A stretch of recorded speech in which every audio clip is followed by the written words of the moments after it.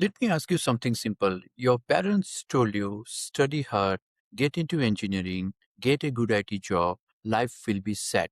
How is that working out? 1.5 million engineers graduated in India in 2025. 83% of them finished the year with no job offer and no internship, nothing. And before you say those are average colleges, not the real ones, let me show you what is happening at the very top. India has 23 IITs.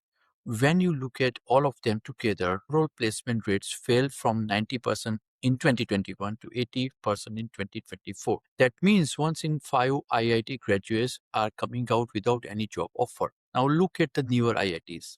The ones in Gandhinagar, Jodhpur, Patna, Mandi, Bhubaneswar and others. In 2024, 40% of students at this campus were unplaced, 40%, up from 18% in just 1 year.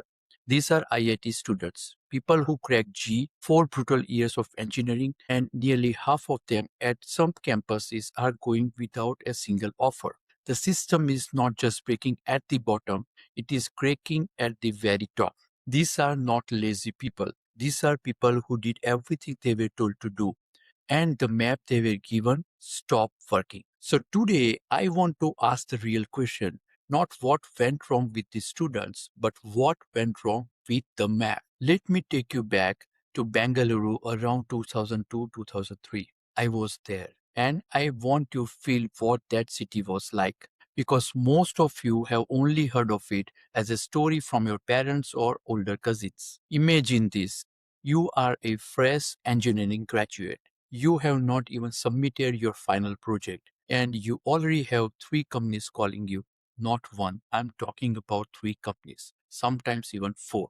Companies were not waiting for you to apply, they were hunting for you. There were engineers who would accept an offer, join the company, collect the joining bonus, and then switch to a better offer within 60 days. And the first company could do nothing about it because there were 10 more candidates in the queue. The power was completely with the engineer, completely. Salaries were jumping 30 to 40% every 2 years without you doing anything special. Just by switching the companies, you could double your income in 3 years. People were buying their first bike, their first car, sending money home to villages, building houses for parents who had never imagined that kind of money in their lives. Koramangala, Whitefield, Electronic City. These were not just office addresses, they were a whole new world. PGs packed with young people from every state in India, late nights in the office canteen, weekend trips, feeling that anything was possible if you just stay in this city and kept moving. India's IT exports went from $5.9 billion in 2000 to 23.6 billion in 2006. That was 300% jump. Bengaluru alone had 2,000 IT companies. The whole world was calling India's name. And every parent in every small town and city across India watched this, said, engineering is the path. It is the answer. Get your child into good college and the rest will take care of itself. That belief was not wrong for that time. It was completely right. The problem is that time is over and the belief is still running. Here is what nobody told us about that boom while it was happening. It was not built on Indian genius. It was built on Indian labor. I say that with love and with data, not as an insult. American and European companies did not come to India because we were smarter than them. They came because one Indian engineer cost one tenth of American engineer. The whole model was take large, repetitive, rule based work, ship to India, save the money. So India built a machine for exactly that. Thousands of engineering colleges producing millions of engineers trained to follow the process, execute the task, work in shift, report to someone else's system. It worked for 20 years. And then two things happened at the same time. One, automation started doing that repetitive work better and cheaper than any human. And then generative AI arrived in 2022 and did not just beat the things, it swallowed entire job categories overnight. TCS, Infosys, and Wipro together cut over 65,000 employees just in FY24. TCS alone cut more than 26,000 employees in 2026. Entry-level IT roles have already sunk by 20 to 25%. Scrum says 1.5 million IT roles will completely transform into AI into 2 years. The army model is over. India built a massive IT army, and that army does not have the same war to fight anymore. Now, here is the number that should be headline news in every paper in India. India produces 1.5 million engineering graduates every year. 83% of them finish in their engineering in 2025 without any job offer. India Skills Report says 75% of these graduates are technically job ready, but only 17% actually get hired. This is not a skill gap. This is a structural gap. The system was never designed to absorb all of them. It was built to absorb a small fraction.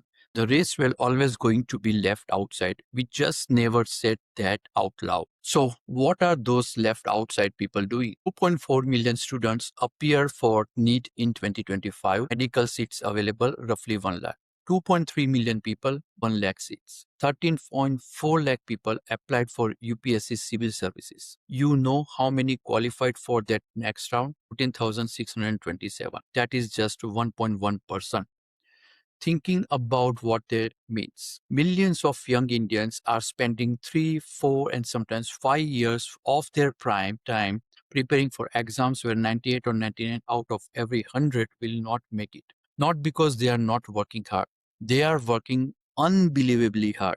The problem is the math. The funnel was never built to absorb the crowd standing in front of it. We are not failing students. We built the wrong funnels and kept telling everyone to stand in the line. So, what is the actual problem? The popular answer is skills gap. Learn AI, do a certification, pivot to tech. That is not completely wrong, but it is treating the symptoms, not the disease. The real problem goes deeper. We train an entire generation to be excellent at being told what to do. Follow the syllabus, crack the exam, get the rank, get the job, do what the manager says, meet the target, get the appraisal, and repeat. Every single step from childhood to career was designed to produce a person who executes someone else's instructions perfectly. And now the someone else has been replaced by software. The IT boom rewarded that person. The delivery machine needed that person. 500,000 people sitting in offices running someone else's code, someone else's process, someone else's vision. AI does not need that person anymore. So, what we are seeing is not just a job crisis, it is an identity crisis. An entire generation was told, be a good executor and you will be safe. And now the executor role itself is disappearing. Now, I am not going to give you a 10-step solution today because this problem took 30 years to build and it deserves more than a quick fix list. But I want to plant one seed before we close for today. The solution is not a new certification. The solution is a new way of thinking. Soch badlo. The old thinking was find a stable system, fit into it, serve it well, and it will take care of you. That system is gone. AI ate it. The new thinking is what can I do that a machine cannot replace me? What problem can I understand so deeply, so humanly that my judgment actually matters? What value can I create that starts from my own thinking and not from a task someone handed to me? This is not about becoming a startup founder. It is not about going abroad. It is not even about a new degree. It is about one fundamental shift, moving from being an executor to being a thinker, from waiting for instruction to asking for better questions, from fitting into the system to understanding what the whole world actually needs from you. In the next videos, we are going to go deep into exactly what this looks like in practice. What kind of thinking, what kind of work, what real people with ordinary backgrounds are doing right now to build careers that are genuinely AI proof, not because someone told them to, because they changed the way they see themselves. The boom gave India a generation of employed people. What comes next needs a generation of thinking people.